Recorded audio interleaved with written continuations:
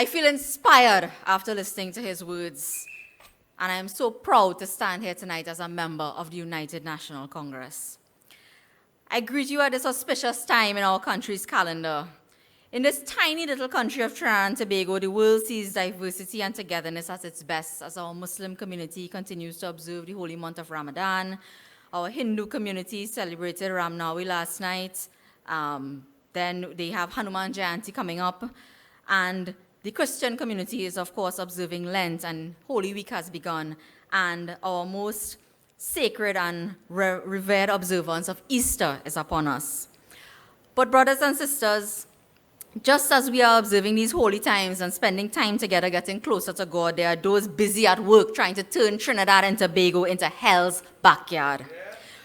While the people of our nation are honoring the power of God, the power of the Lekoto Jombi, threatening to strangle this nation with controversy, declining prosperity, death to our citizens, and most of all, death to our democracy. While our nation strives to get closer to the light of the sun and all its glory, the Prime Minister draws us closer into the cluster of Balize, surrounded by snakes, set to deceive this nation with propaganda, like the snake sent to deceive Eve in the Garden of Eden. And just as Jesus was betrayed with a kiss by one of his own, so too our nation is being betrayed by the People's National Movement. Let us start with the man who is fostering enrichment for himself and his family. Despite all the questions being raised regarding his rags to riches story, the Minister of Youth and National Service, Foster Cummings, is yet to speak the truth to this country regarding the occupation of lands in Exchange Couva. The allegation that this company, affiliated with his family, has been illegally occupying Caroni agricultural lands begs the question: what is Foster Cummings fostering? Is he fostering land grabbing? Is he teaching the youth of this country and fostering a sense of, illegal occupation of state lands as their entitlement? Is he fostering corruption and nepotism? Is he trying to foster divisiveness through a new national anthem? Imagine the member of parliament, a minister of government, the general secretary of the PNM, the man who is in charge of youth and national service of this country will misquote the national anthem, get the words wrong, and trying to use it to justify the wrongdoing that he has been fostering.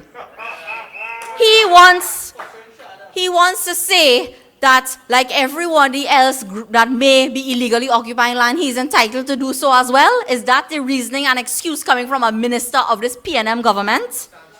The only thing he's supposed to be fostering is the documentary evidence to prove that he and his family have permission or a license of some sort to occupy those lands. And he has not produced that to this day. Yeah. Minister Cummings, where is your proof? My brothers and sisters, I have been reliably informed today that the Commissioner of State Lands has launched an investigation into the occupation of those lands as exchanged in Couva, because they are yet to find proof of any permission, any documentation that says that Pical or any other company or any other person has authority or a license or permission to occupy those lands, which are the rightful entitlement of former Caroni workers as part of their visa package.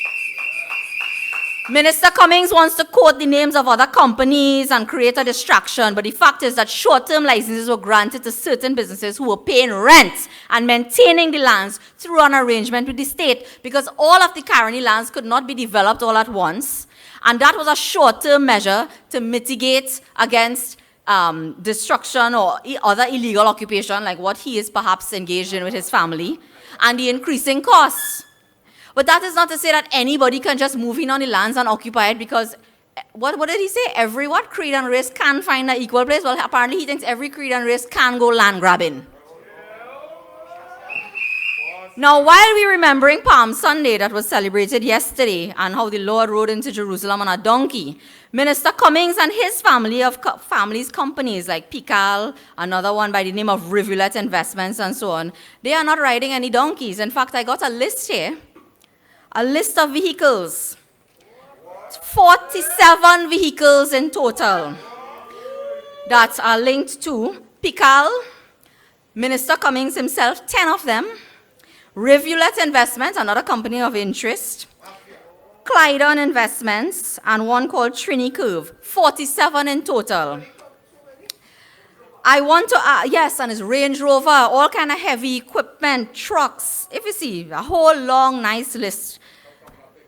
Come from not this is the rags, this is the Cinderella, he's the Cinderella of the PNM, rags to riches story. I want to ask him if it is true that Pikal Investments own over 25 vehicles. I want to know if over 10 vehicles are in his name. And Rivulet Investments, a company which was caught up in a little bit of a difficulty because some of their vehicles were being used in illegal quarrying activities and were seized by the state. They leased vehicles, heavy equipment, to a company that was doing illegal quarrying activities and that had to be seized by the police. Is that company as well, Rivulet Investment, linked to your company? Because I understand that Rivulet Investment has a director by the name of Juliette Modeste, who is the wife of Minister Cummings. Now, ladies and gentlemen, it doesn't end there. I want to also put the population on alert because we have also received some intelligence that this company, Rivulet Investments, are bidding in relation to a contract with a certain state agency for the development of lands at Woodford Lodge in Chaguanas. And Rivulet Investment Group, it is alleged, and this is the information I have, anybody is free to refute it, but I'm asking the question. They came in, asking for a friend, they came in below the engineer's estimates for this job, a couple $1 million below. And persons at this particular state agency are being told that they must give the contract to Rivulet Investments, and then they will do a variation so that they are able to earn more money under this contract. I am asking tonight, and I am telling the population, I'm putting you on notice to keep your eye on, is it parcel, it's called parcel 1A, I believe, at Rivulet Investment, at Woodford Lodge in Chaguanas. So these are the things that are happening, ladies and gentlemen. Now, as again, in the Easter spirit, we know that when Jesus was crucified, that in his compassion and holiness, he prayed for them and he said, Father, forgive them, they know not what they do. But in this case, that is not the case with the PNM. They know all too well what Foster Cummings is doing, and the Prime Minister who promoted him to a cabinet position is endorsing this type of behavior. He is endorsing criminality. He is endorsing nepotism. He is endorsing corruption within his own cabinet. You know, I used to make a joke long ago amongst my male colleagues in the legal profession about how, they didn't have to run home at a certain time to take care of children. They had a wife to do that thing. And I used to say, well, I wish I had a wife sometimes to do those things to me, cook food and things like that. But if I had to have a wife, I want a PNM wife. Because there's every PNM wife making so much money with all these companies and contracts. So I want to tell some of all these single guys, if you're looking for a wife, look for a PNM wife, because PNM wife doing really, really well in this country right now. Now let's move on as we go there. Because just like, again, the Roman dictators who were occupying the Holy Land and give rise to our Easter story, Keith Rowley acting like Pontius Pilate. He washes hands of everything to do with Foster Cummings and he has no comment to make. And like a dictator, he has formed a government of Macoin Tanties. They are not just a government of Judases. They are proper corner house Macoin Tanties spying on the citizens of this country. It is regrettable to say that the only thing Rowley copied from the Manning administration was spying on citizens. In 2010, there was a national concern about Patrick Manning and who had been spying on judges, magistrates, politicians, business persons, media people, practitioners, and so on. And after demitting office, and after getting illegally caught at spying, I will tell you what Patrick Manning said. He said the way the PNM has operated in government is that we start a program, and if the program works well, we give it a legislative complexion. Meaning you're doing something illegal all the time, and then when you get catch with it, you try to make a law to justify what you have been doing. You see, they are long-time Macos. And Faris Alwari, my man who got demoted from AG to LG, says that you have no right to privacy. But you see, my brothers and sisters, it goes to show you the difference between a PNM and a UNC government, because under the government of Kamala Prasad-Bissessar, we try to bring law and order to the process of interceptions.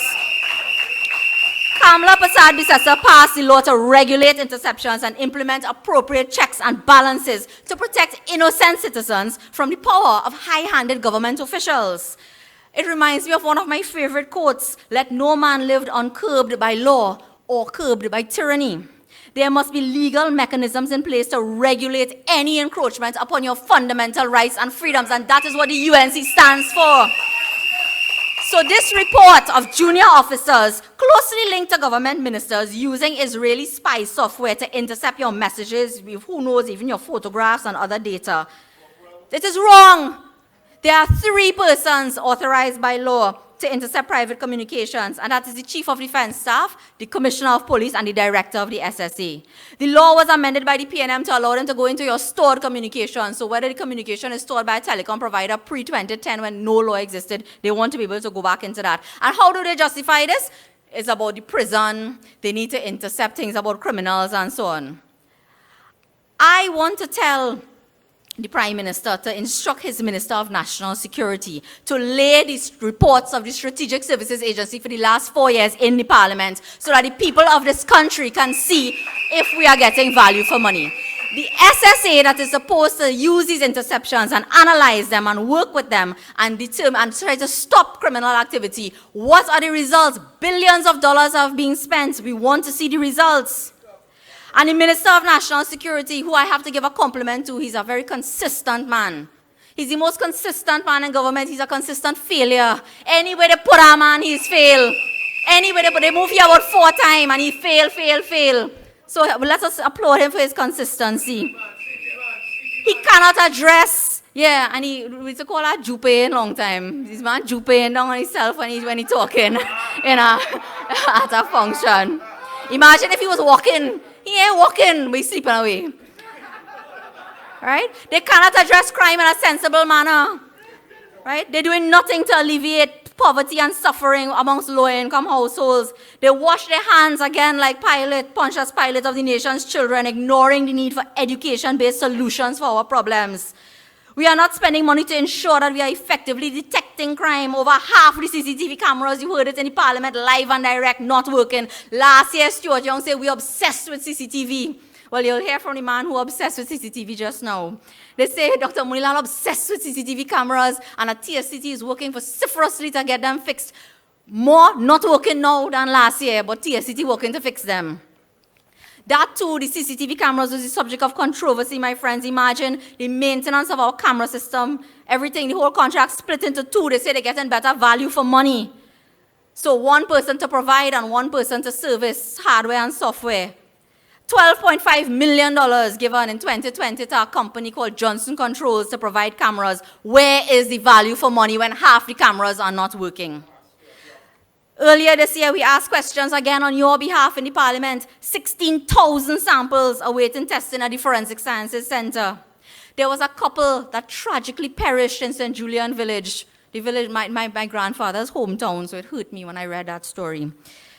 They had to beg for assistance from the minister a whole month after their loved ones perished so that they could get their remains and bury them because there was no solution to do DNA testing at the Forensic Sciences Center. Imagine that. But they want to fight crime. DNA is the way to fight crime. That is how you use your resources to fight crime. They will spend billions of dollars in macro-in technology to monitor the prisons, but they cannot buy 2-sheet of galvanized to fix the roof in order to prevent prisoners from moving it and walking out in the middle of the night trips and down the road. Millions of dollars in legal fees to go to the Privy Council to fight to keep a law in place that they must be able to restrict bail and not leave it to the discretion of the judge and the magistrate. But they cannot buy electronic monitoring bracelets so that they could monitor people who are out on bail or people who are the subject of domestic violence orders to make sure they are staying away from people who they are not supposed to come around. Their strategy is to deny bail to people who have the presumption of innocence, but they will literally let the prison crumble so that people who are actually convicted could escape and walk away. They are like hamsters on a wheel. They pretend to look busy, but they're just spinning, and they are going nowhere, and they are taking us nowhere.